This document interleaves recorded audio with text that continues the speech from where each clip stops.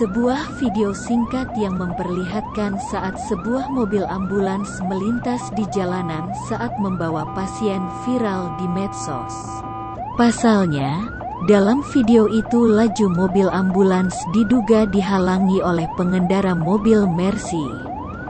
Padahal, supir ambulans sudah membunyikan sirene dan memberikan tanda agar pengendara menepi.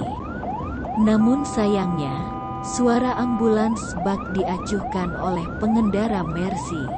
Ia tetap melaju sampai akhirnya mobil ambulans hendak memotong namun juga tak diberikan jalan. Akibatnya, dikabarkan terjadi senggolan antara dua kendaraan itu. Sampai-sampai pengendara Mercy yang tak terima membuntuti mobil ambulans yang sedang mengantar pasien ibu hamil yang akan melahirkan. Dibilang can mandi. Si Mang Asing can mandi karep udah.